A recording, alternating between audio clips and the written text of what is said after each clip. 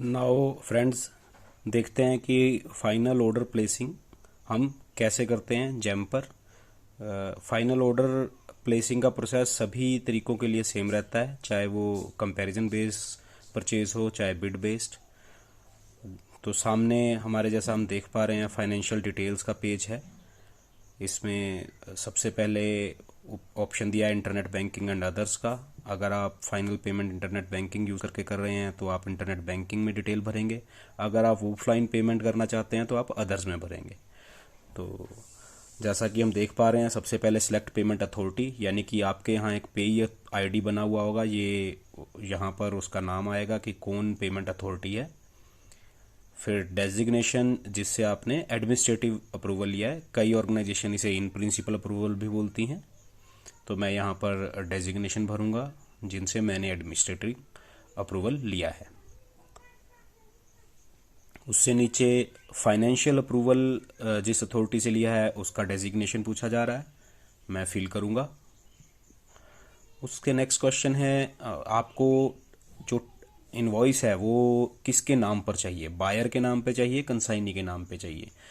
ये आप अपने अकॉर्डिंग चूज़ कर सकते हैं कि आपकी अगर कंसाइनी लोकेशन डिफरेंट हैं तो आप कंसाइनी के नाम पे बिल मंगवा सकते हैं, यानी कि अगर उसका डिफरेंट स्टेट है, उनका जीएसटी नंबर अलग है, या आप सिंपली बायर के नाम से ये टैक्स इनवॉइस मंगवा सकते हैं। नाम से का मतलब बायर की लोकेशन के अनुसार जीएसटी नंबर यूज़ होगा। उससे नेक्स्ट ऑप्शन है TDS to be collected under. ये एक्ट है कि आपकी ऑर्गेनाइजेशन इनकम टैक्स एक्ट के अंडर आती है या जीएसटी एक्ट के अंडर आती है। नॉर्मली जो लोग अपने यूजेज के लिए चीज़ें खरीदते हैं वो शायद जीएसटी एक्ट के अंडर ही आएगी। जैसे मैं जिस ऑर्गेनाइजेशन के लिए काम करता हूँ वो जीएसटी एक्ट के अंडर आती है।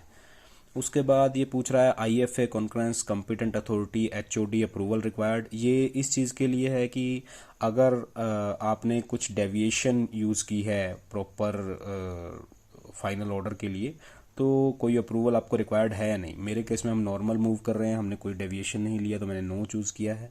अमाउंट दिखा रहा है टोटल बिड का।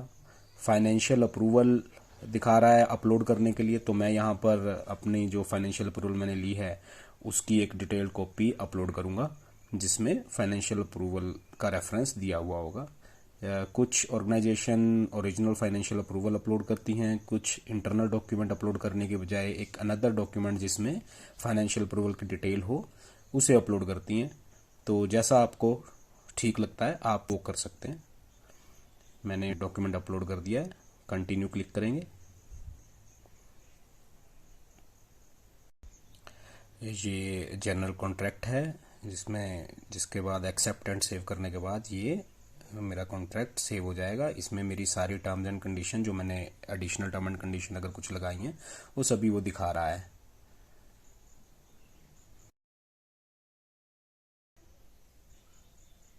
एक्सेप्ट एंड सेव करेंगे।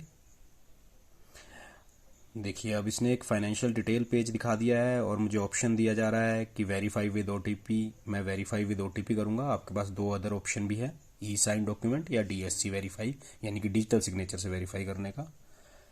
ध्यान रखिए अगर ओटीपी आपको फ़ोन पर नहीं आ रहा है तो आप email.gov.in खोलकर रिलेटेड ईमेल आईडी पर भी ओटीपी चेक कर सकते हैं। कई बार मोबाइल पर ओटीपी नहीं आता है लेकिन ईमेल पर ओटीपी जल्दी रिसीव हो जाता है। बहरहाल मुझे ओटीपी आ गया है, मैं ओटीपी भर देता हूँ। Verify OTP. अगर मेरा ओटीपी ठीक होगा तो ये मुझे नेक्स्ट स्क्रीन पर ले जाएगा। कॉन्ट्रैक्ट ऑर्डर में जो सेलर की डिटेल है वो सब दिखाई जाएगी, उसका ईमेल आईडी, उसका मोबाइल नंबर, जिसको यूज़ करके मैं एग्जैक्ट डिटेल ईमेल कर सकता हूँ। अगर मेरी एड्रेसेस या कॉन्टैक्ट नंबर्स कुछ डिफरेंट हैं उसको उससे फ़ोन पर बात करके कंफर्म कर सकता हूँ कि ऑर्डर कब तक पहुँचेगा, यानी कि फॉलोअप लेने के लिए मेरे पास कॉन्ट्रैक्ट ऑर्डर में सेलर की पूरी डिटेल उपलब्ध होगी।